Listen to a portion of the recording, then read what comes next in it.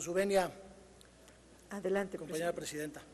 Compañeras y compañeros diputados, uno de los compañeros que me precedió en la palabra, con más injundia que inteligencia, con más prejuicios que razones, estridente y escandalosamente vino aquí a demostrarnos a todos que no leyó ni conoce la Constitución que juró defender y cumplir.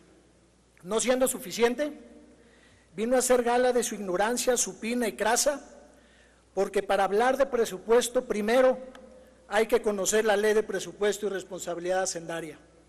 Quedó evidente que no la leyó ni la conoce, porque si así fuera, no hubiera venido aquí a preguntar lo que preguntó, ni a decir lo que dijo. O sea, no hubiera venido a hacer el ridículo. Ojalá y qué lástima que durante 2 sexenios en los gobiernos de Acción Nacional no se hayan acercado ni siquiera cerca a los resultados que deja hoy el gobierno del presidente Enrique Peña Nieto. Sea usted bienvenido, señor secretario. Antes de plantear mi pregunta, quisiera entrar en contexto, porque es necesario que todos entendamos, tal y como lo ha mencionado el secretario, que tener finanzas públicas sanas significa más empleo y mayores ingresos para las familias mexicanas. Significa que haya más acceso al financiamiento en mejores condiciones, no solo para el gobierno, sino para el sector privado, para todos los mexicanos que buscan comprar una casa, un coche o adquirir un crédito. Significa mayor inversión, que significa a su vez más y mejores empleos. Contar con una deuda financiable y sostenible es fundamental para las finanzas públicas. Y hoy lo sabemos que esto es lo esencial y lo ha cumplido el gobierno y la estrategia del presidente Peña. El secretario hace muy bien en recordarnos que no hace muchos años, en la década de los 90, los niveles de deuda llegaron al 100% del PIB, superiores. Hoy, en cambio, nos encontramos con un proceso de consolidación fiscal de la deuda de alrededor del 45.5% del PIB al final de este año. Y no solo hablemos de niveles, hablemos también de condiciones. Hoy el portafolio de la deuda tiene mejores plazos, tiene mejores tasas y mucho mejores tiempos que hace para cumplirse de hace más de 20 años. Es importante resaltar también que esto se logró en un contexto internacional muy complicado.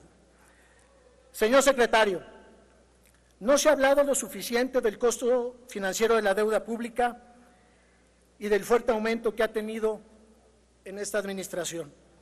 Durante el 2013, el costo financiero de la deuda fue aproximado de 300,000 millones de pesos. En el presupuesto de egresos de la Federación está aprobado para poder hacer pagos hasta 650,000 millones de pesos. Ante esta situación, lo primero que le pregunto, señor secretario, es ¿por qué se ha incrementado el costo de la deuda? ¿Cuáles son los principales elementos que explican este incremento? Y si el costo financiero de la deuda está fuera de control. Además, nos gustaría saber si el aumento en el costo financiero es una situación exclusiva de México o también le afecta a otros países. Sabemos que las tasas de interés de los Estados Unidos se están incrementando y pareciera que así va a seguir. Esto nos afecta en el costo de la deuda en nuestro país y en el financiamiento hacia los mexicanos. Para nuestro grupo parlamentario son muy importantes sus preguntas, porque hay diferentes medios de comunicación que están desinformando a la población y están generando un ambiente de incertidumbre, polarizando las opiniones. Termino, compañera presidenta. Y eso solo perjudica a nuestro país. ¿Qué está haciendo el gobierno de México para contrarrestar esta situación? Por sus respuestas, muchas gracias. Para dar respuesta tiene la palabra el ciudadano José Antonio González Anaya, secretario de Hacienda y Crédito Público, hasta por 3 minutos. Con su venia, diputada presidente. Adelante. Muchas gracias. Muchas gracias, diputado, por sus preguntas y sus comentarios. El costo financiero de la deuda es el servicio que tenemos que darle a la deuda, son los intereses que tenemos que pagar cada año. Y en efecto, este costo ha venido subiendo y es importante clarificar cuáles son las razones por las cuales este gasto, que es un gasto no programable, que quiere decir que es un gasto que no lo podemos programar, no lo podemos controlar porque se determina por cuestiones exógenas al país, tiene que ver con varios temas. Primero, se ha movido el tipo de cambio, por eso es no programable, no es algo que se pueda controlar. Eso incrementa los intereses en pesos de la deuda externa. En segundo, es el más importante, se han incrementado las tasas de interés en México y en el mundo. Las tasas de interés en el país se han duplicado y las tasas de interés en el mundo, para hacer un proxy, se han cerca de cuadruplicado de un nivel relativamente bajo. Ahora, bajo circunstancias normales, esto hubiese implicado que el costo de los intereses se hubiese aumentado mucho más de lo que se incrementó. Hay varios atenuantes que nos han permitido que, aunque este gasto sin duda ha aumentado, se mantenga bajo control. Uno es el 77% de la deuda está en pesos. Eso es muy importante porque los movimientos de tipo de cambio, que ya dije que lo afectan, son menos. Dos, el 81% de los valores gubernamentales está a tasa fija y un porcentaje grande son a largo plazo.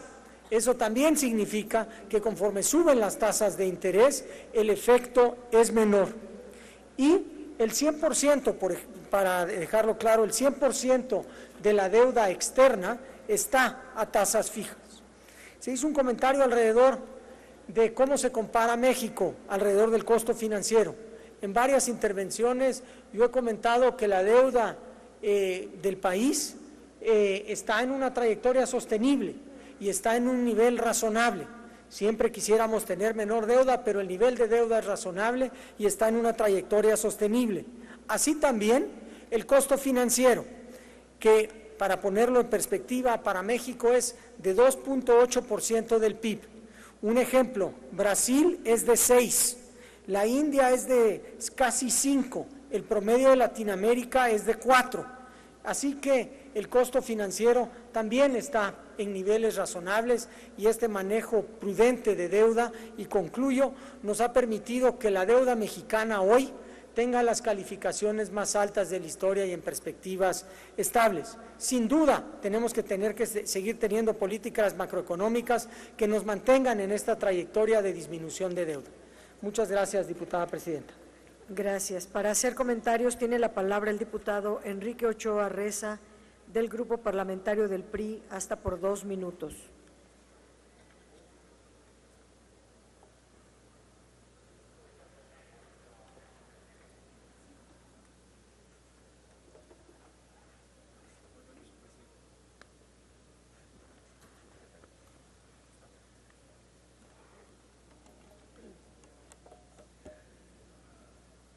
A partir de su respuesta puntual, señor secretario, han quedado claros 2 elementos sobre el nivel de endeudamiento del país. En primer lugar, durante la administración del presidente Enrique Peña Nieto, fue posible sobreponerse a un contexto internacional complejo que incluyó un desplome en los precios del petróleo y se defendió el manejo responsable de la deuda. La deuda pública ahora representa cerca del 45% del PIB, la gran parte de ella a largo plazo y a tasa fija, cuando hace algunas décadas representaba más del 100% del PIB y era mayoritariamente de corto plazo y a tasas variables. Estos cambios en el monto de la deuda, en su tasa de interés y en su plazo, son muy significativos para el bienestar de México y esto se refleja en un manejable costo financiero de la deuda. En segundo lugar, en un par de meses corresponderá a esta legislatura discutir y aprobar el nivel de endeudamiento que le será autorizado al nuevo Gobierno de la República, a través de la Ley de Ingresos de la Federación. Tendremos esa discusión pública en esta Cámara de Diputados en un contexto económico estable, sin crisis económica y con la inflación más baja en 40 años. Además, contaremos como nación con la firma del Acuerdo Comercial USMECA entre Estados Unidos, México y Canadá, y con mejores precios internacionales del petróleo, los cuales se han incrementado en las últimas semanas de manera considerable. Por ello, es altamente probable que el nuevo gobierno inicie con la mezcla mexicana de petróleo por arriba de $80 por barril, cuando el gobierno que cierra tuvo precios promedio anuales de $42 por barril en los últimos 3 años. Descansará en nuestra legislatura, compañeras y compañeros diputados, analizar, debatir y supervisar para que la estabilidad económica existente y el bono petrolero que se avisora permitan mantener un nivel de deuda pública responsable y que se logren mayores beneficios en el bolsillo de la economía familiar. Señor secretario. Puede concluir, señor secretario. Gracias, presidenta. Señor secretario, concluyo. Usted ha sido un servidor público que se ha caracterizado por su preparación, por su esfuerzo y por su talento. Lo pienso así desde que usted trabajaba en los gobiernos de Acción Nacional. Esperemos que las preguntas de ese partido provengan de la razón y no del insulto, que vengan de la cabeza y no del hígado. Muchas gracias.